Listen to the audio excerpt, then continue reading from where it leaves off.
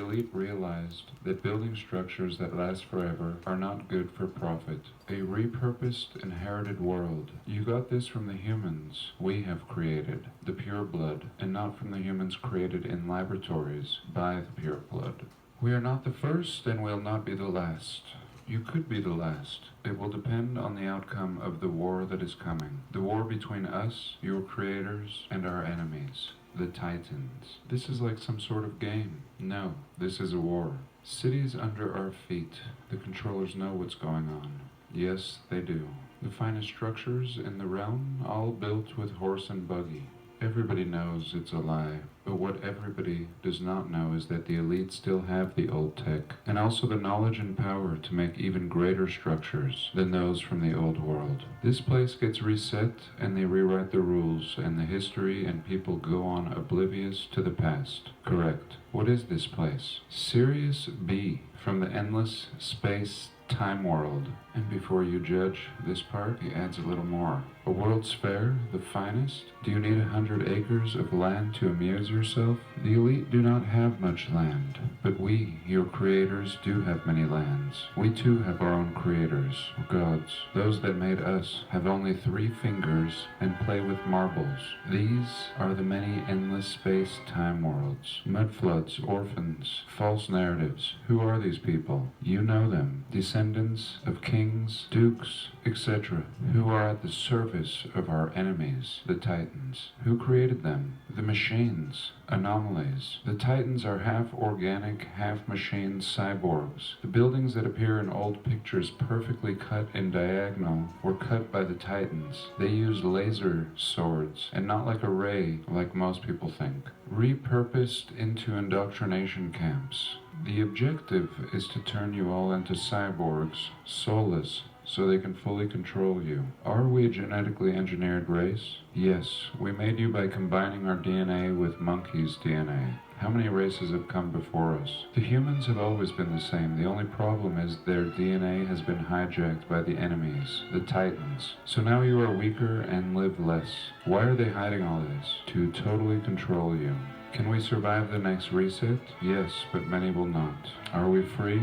No, but you can be. We just need to find the right people to play a few roles in the war that's about to come much sooner than you think. If we cannot find a trusted human, we will simply erase you, and the Titans as well.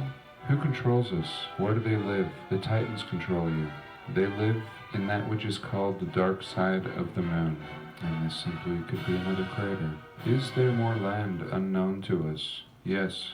Endless space-time world. Mount Meru and Antarctica? Mount Meru exists in Greenland, and beyond Antarctica is space-time world. The exit is underwater. Are we in a prison? A cage? And who is the warden? You are imprisoned by the Titans in Sirius B, the place we created for you to be the paradise. They are our enemies. They are the enemies of all other races that exist in this endless space-time world. If you could manage to go beyond Antarctica, you would see them. The Titans, fully armed. They have big guns, kept oblivious of the true nature of our reality. Yes, so oblivious and ignorant that since it is a common person who is giving you the message from our creators. The Anunnaki, the Asir, the Olympian gods, the Egyptian gods. So very interesting, really, pointing to the Titans as our enemies. And again, we do see massive structures throughout our realm from times of old. We ask, where did they go? And here are some answers. I'm not saying any of this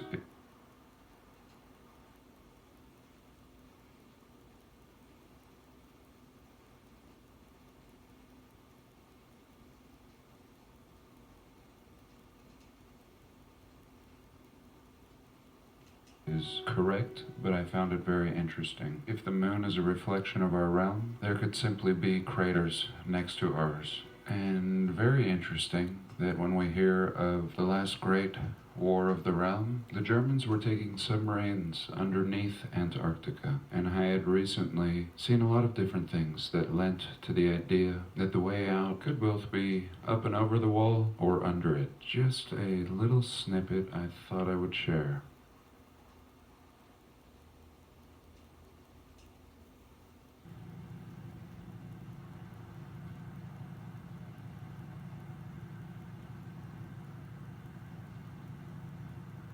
Just popped open my YouTube, and Lindsay Waco tells us, the key to the Mormon adage is Proverbs 3. And that would have been in reference to this video I called Ancient Tartarian Wisdom. And she's talking about the part in which I was explaining the passages that the Mormon missionaries explained to me after I invited them in. The passage, as I was told, was by Jesus, and he said, "Keep thy navel strong and the marrow clean." And such unusual requests. Yet I had heard these teachings in old Taoist texts, and the Taoist text explained exactly how to do this. It was a 100-day process. And here Lindsay shares with us the true origins of these words, long before the Mormons. And of course everything is borrowed from the past. And let's just have a little look at Proverbs chapter 3. My son, forget not my law, but let thine heart keep my commandments. For length of days and long life and peace shall they add to thee. Let not mercy and truth forsake thee. Bind them about the neck, write them upon the table of thine heart. So shalt thou find favor and good understanding in the sight of God and man. Trust in the Lord with all thine heart, and lean not unto thine own understanding. In all thy ways acknowledge him, and he shall direct thy paths. Be not wise in thine own eyes. Fear the Lord, and depart from evil. It shall be health to thy navel, and marrow to thy bones. And I love it all. And though I am not part of any particular religion, I love the best parts of them all. And this is one example. And so, in short, following these prescriptions shall be health to thy navel and marrow to thy bones. And still, without the Taoist texts, this means nothing. And what does it mean? It means the navel is your battery. All the tightly wound small intestines with water flowing through them like little rivers, conducting a charge. This is your core and your energy. And the marrow is where the blood cells are made. It's where the regeneration takes place. And with a healthy navel or energy or battery flowing through the bones in the marrow, one can live, according to the Taoist texts, a very long time. At least 300 years. I have no doubt even longer. This may be speaking to how the human body was designed to function. And nonetheless, the writers,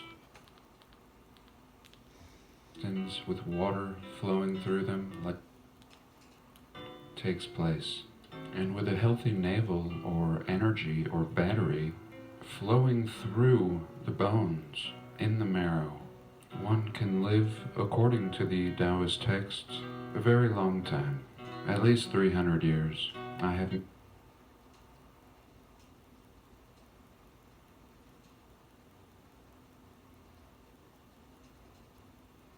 no doubt even longer. This may be speaking to a very long time. At least 300 years. I have